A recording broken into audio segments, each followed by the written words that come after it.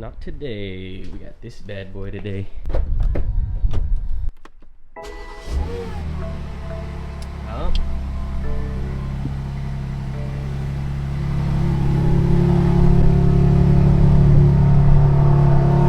Cold start. Doesn't sound that bad. I haven't started in like a few days, maybe like closer to a week. It's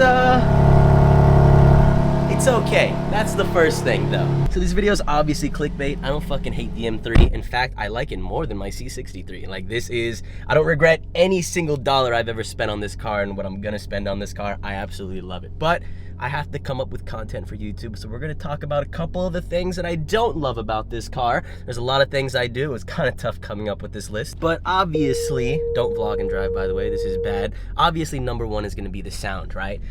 Especially coming from this bad boy over here, this V8 monster. The M96 just doesn't sound good, and not only that, it can't sound good, I don't think. Like, there's a lot of exhaust systems for this car, even the big names like Akroprovich and all the other ones that I can't even pronounce, that have made good exhausts for decades and decades. It just doesn't even sound good in this car. Like, the inline six is cool and everything.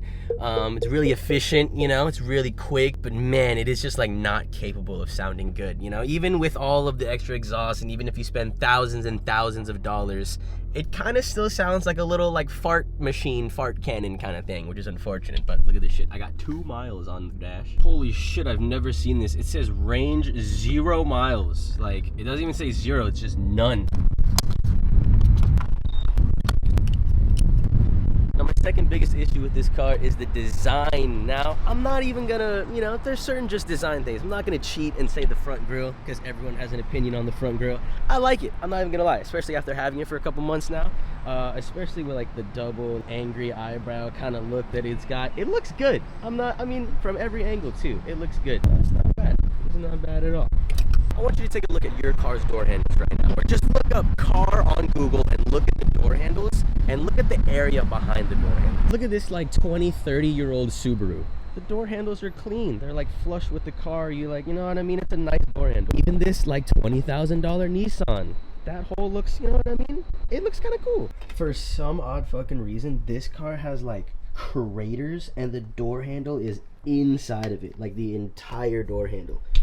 It's the only car I've ever seen. It's so weird. I don't even know what kind of car this is. A Chevy Equinox? Look, small little holes. And don't even get me started on certain cars that just blow it out of the water, like the Jaguar F-Type. Those door handles are sick. Tesla door handles, sick as fuck. And those are also cars like under 100 grand, you know? It's just like you don't even see it, but then once you see it, you kind of can't unsee it. It's very weird. Look at that. I think it's a Model 3, right? I don't even know my Teslas. I think that's like half the price of my car. And that's a sexy door handle. However, I will say the door handles on the inside are among the best that I've ever just like pulled in my life. Like the function of them, they're heavy duty as fuck. The metal is nice to touch. It's a great 10 out of 10 door handle on the inside. On the outside, it's like a 1 out of 10. Now the next thing that I don't necessarily hate, but a lot of people talk about, is this rear quarter panel right here, and how the door is a door from the 3 Series, right? So it's straight off of a 3 Series, so they need to make, obviously, the M3 a lot wider and more aggressive.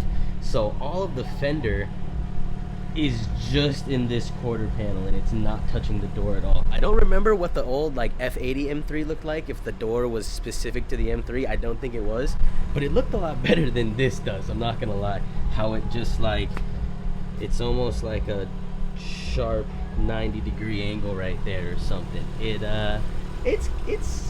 okay. I don't hate it. I'm glad it's there rather than not there. I feel like if this was just flat, it would look a lot worse, but it is, I mean, if I'm paying however much more than a regular 3 Series, just give me the M3 door, right? Just give me a fucking flared out aggressive door. But I will say that the door kind of makes up for it, because the door shape is, it's pretty nice. Last thing that's super questionable about styling to me is this. I mean,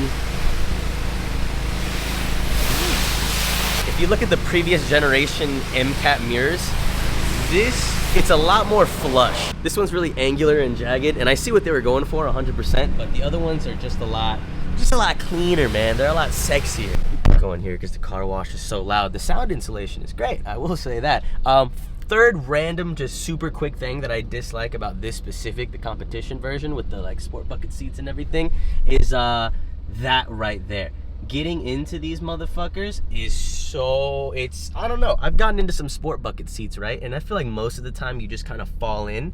But this car's not low enough for that. You have to like hump over. It's so weird. It's the weirdest seat, but I will say that they're the best seats in the industry. But we're gonna save that for the next video, what I love about this car. Look at the homie over there going crazy on the whip. The fourth random thing that I dislike about this is the gesture control. I talk a lot with my hands, I guess. So when there's a passenger in the car, I'm like, yeah, you know, when I'm driving, I'm like, yeah.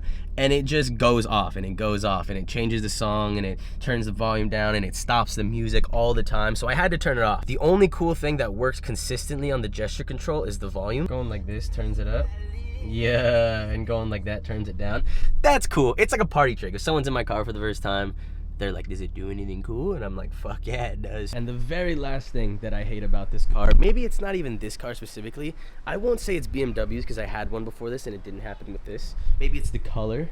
It's the way it looks. I don't know. People are assholes to me on the road. Like it's absurd how much of a difference it is. Like even in the Benz, right? The Benz is purple, it's way louder. I think it's way more obnoxious, but people are chill to me on the road. Bro, when I'm in this thing, everyone and their mother tries to race me. Everyone cuts me off. I'll be at a stoplight for like 1 second in the light screen and it's like honk, honk, honk, honk. Like it's so much of a crazy difference. I feel like I'm abused damn near driving this car sometimes in LA. People are just like, they're trying to ram me off the roads and shit. Like it's kind of insane. I've been in more road rage incidents in this car just driving normally than all of my other cars combined. It's so weird. Like I don't know what it does to people, dude, but I don't get it. That's gonna be it for me, man. A short little video. I do love this car overall. Don't get it twisted. The video about what I love about it is gonna be way longer, way more in depth.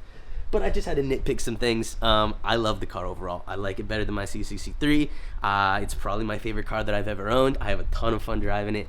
I don't regret it at all. And these are just some nitpicks, you know, just some things that aren't the best about it, but I can 100% live with. I'll see you guys in the next video. Probably be a POV drive. And stay cool, stay safe, stay sexy. Peace.